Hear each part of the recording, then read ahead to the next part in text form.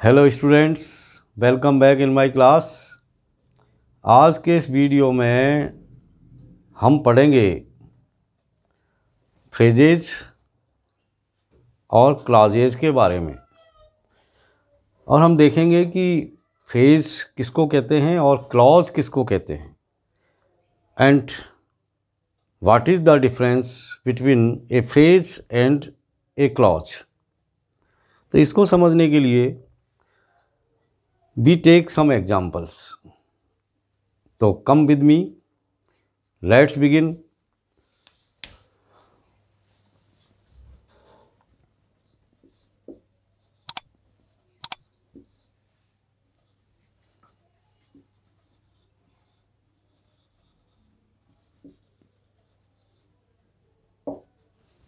अब जैसे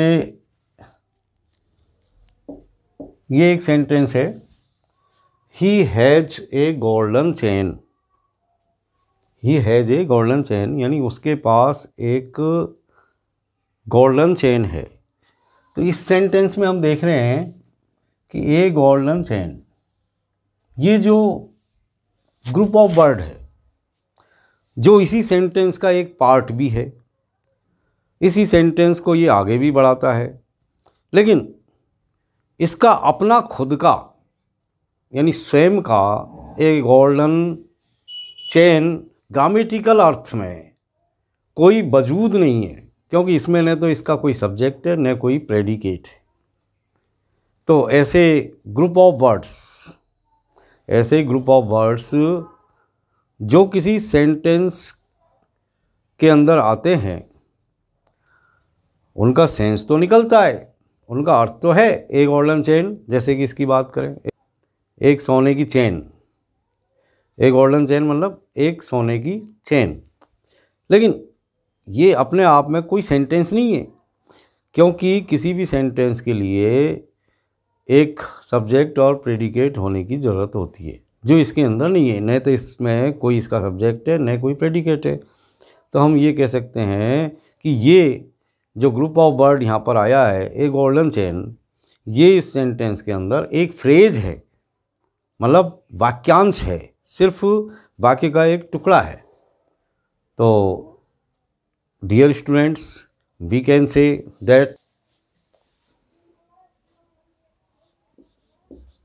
फ्रेज, तो फ्रेज क्या हुआ? A group of word, a group of words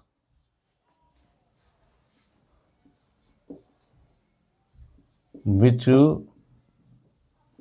makes sense but not complete sense is called a phrase। यानी phrase क्या हुआ? कोई भी ग्रुप ऑफ वर्ड जो किसी सेंटेंस के अंदर आता है, कोई भी ग्रुप ऑफ वर्ड जो किसी सेंटेंस के अंदर आए और उसका सेंस तो निकले, मतलब मीनिंग तो निकले, लेकिन उसका कोई कंप्लीट मीनिंग नहीं निकले, कंप्लीट सेंस वो नहीं दे, तो ऐसे ग्रुप ऑफ वर्ड्स को हम फ्रेज कहेंगे। Be take some more examples. जैसे आप देखिए, he sat on the wall, he sat on the wall. On the wall, यहाँ इस सेंटेंस में ऑन द वॉल यानी he sat on the wall, वो बॉल के ऊपर बैठा हुआ था। और देखिए, जैसे he was sitting in the corner, कि वह कॉर्नर के अंदर बैठा हुआ था। जैसे और देखिए, the sun rises in the east, तो यहाँ इस सेंटेंस में इन द ईस्ट ये ग्रुप ऑफ वर्ड है जो एक फ्रेज यहाँ पर है, क्योंकि इसका कोई कंप्लीट सेंस नहीं है, जैसे और देखिए,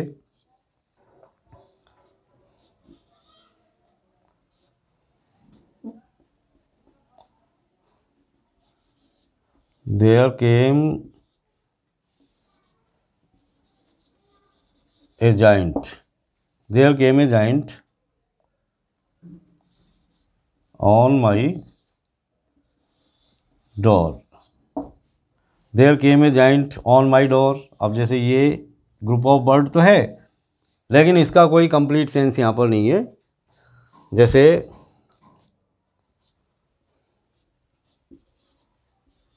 the sun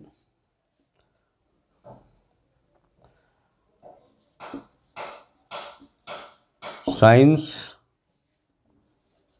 in the sky, कि भाई सूर्य जो है शाइन करता है आसमान में।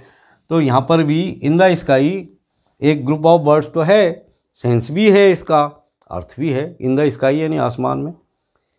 लेकिन यहाँ ये किसी तरह का कोई कंप्लीट सेंस नहीं दे रहा। अब हम देखेंगे कि क्लॉज क्या होते हैं। क्लॉज, अब क्लॉज को समझने के लिए हम एक एग्जांपल लेते हैं। जैसे he has a chain, he has a chain which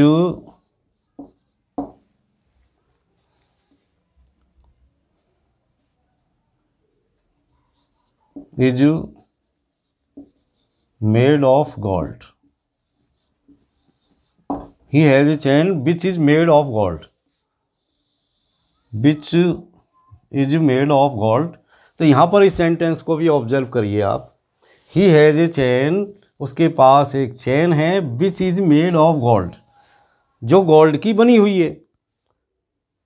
इस सेंटेंस के अंदर हम देखते हैं कि ये जो ग्रुप ऑफ वर्ड्स है, और यहाँ पर भी हम देखते हैं कि ये भी एक ग्रुप ऑफ वर्ड्स है, ए गोल्डन चेन।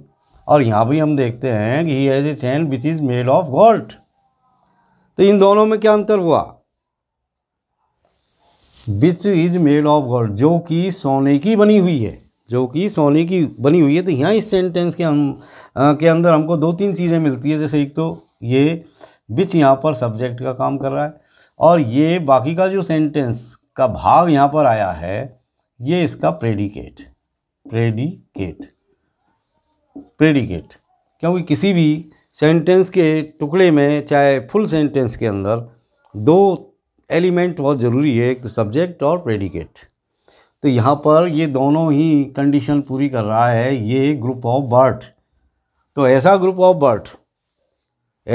ऑफ वर्ड जो किसी सेंटेंस का एक पार्ट फॉर्म करे और उसका स्वयं का अपना सब्जेक्ट हो और प्रेडिकेट हो, तो ऐसे ग्रुप ऑफ वर्ड को हम क्लॉज कहते हैं। क्योंकि क्लॉज अपने आप में हिंदी में यदि कहें तो उसका मतलब होता है उपवाक्य, क्योंकि वो वाक्य का एक उपवाक्य होता है।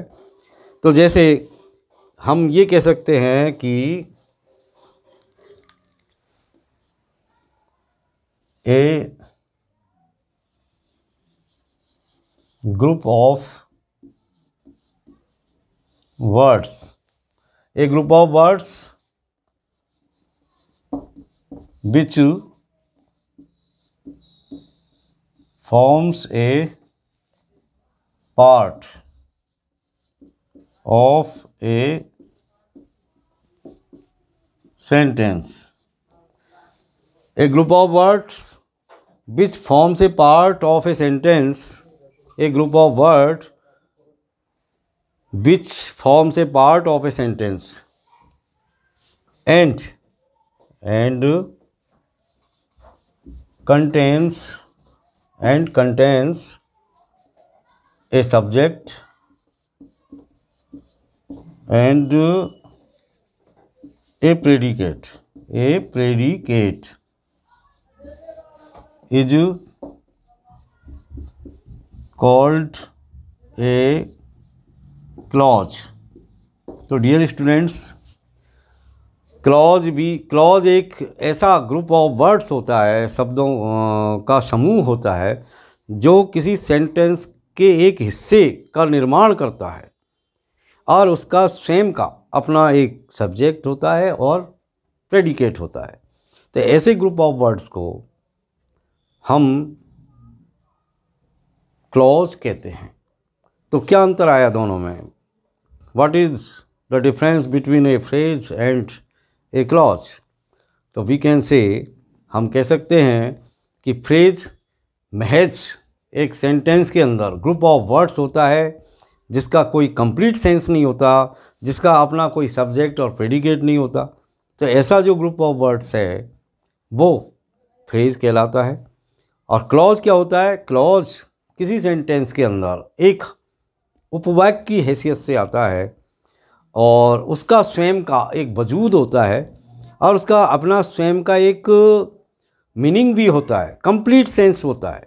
तो ऐसे ग्रुप ऑफ वर्ड्स को जिसका अपना कंप्लीट सेंस हो, जिसमें उसका स्वयं का सब्जेक्ट हो, स्वयं का प्रेडिकेट हो, तो ऐसे ग्रुप ऑफ वर्ड्स को हम क्लॉज कहते हैं। हिंदी में कहते हैं उपवाक्य। और कुछ एग्जाम्पल्स ले सकते हैं हम, जैसे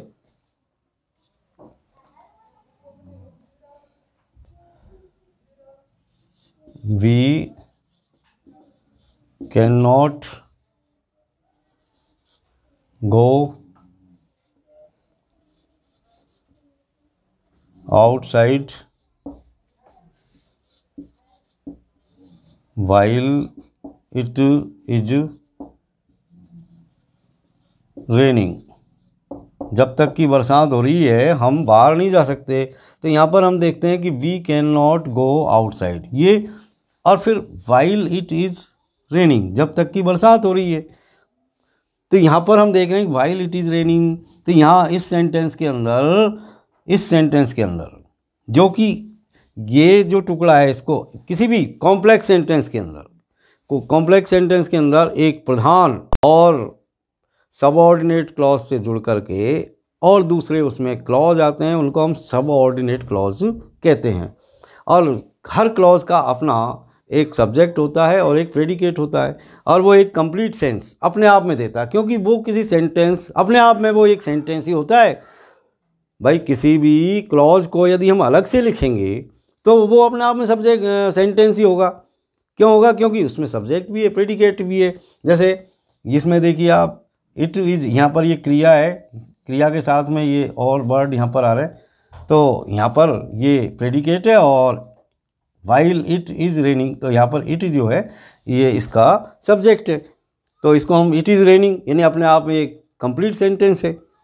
यानी क्लॉज जब सेंटेंस कॉम्प्लेक्स हो तो उसमें विभिन्न तरह के वाक्य आपस में जुड़े हुए होते हैं और जो जुड़े हुए जो छोटे छोटे सेंटेंस होते हैं उन्हीं को हम क्लॉज कहते हैं। क्लॉज अपने आप में यदि अकेला लिखा जाए, यदि वो अपने आप में प्रिंसिपल हम उसको एक सेंटेंस बना दें, अलग से लिखें एक सेंटेंस को, तो वो अपने आप में एक सेंटेंस हो जाता है। लेकिन एक सेंटेंस जब किसी कॉम्प्लेक्स सेंटेंस में जाकर के जुड़ता है और वो सेंटेंस यदि लंबा हो जाता है, उसमें जितने भी टुकड़े आएंगे सेंटेंस के, और प्रत्येक सेंटेंस के उन टुकड़ों में यदि उनका अपना कोई सब्जेक्ट और प्रेडिकेट है तो वो क्लॉज कहलाएंगे। और फ्रेज सिर्फ महज एक शब्दों का समूह होता है जिसका न कोई सब्जेक्ट होता है न कोई प्रेडिकेट होता है। जैसे ये देखिए आप,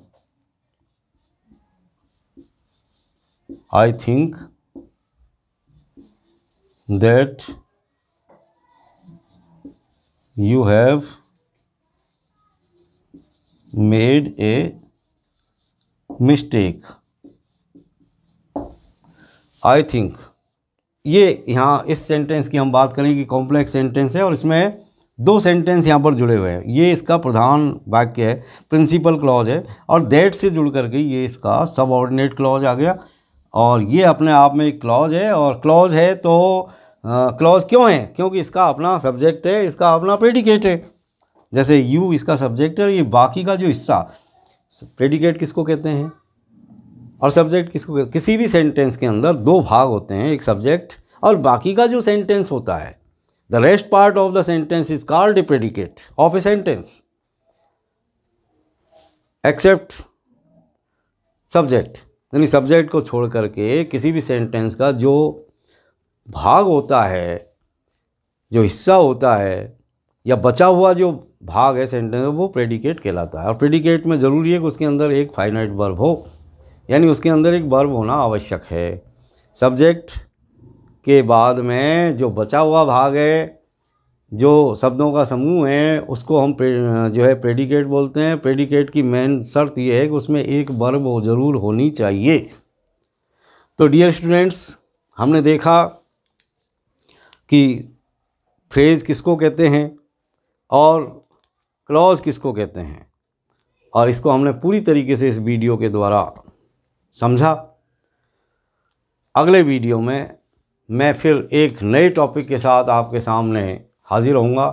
till then keep watching my videos. Thank you very much.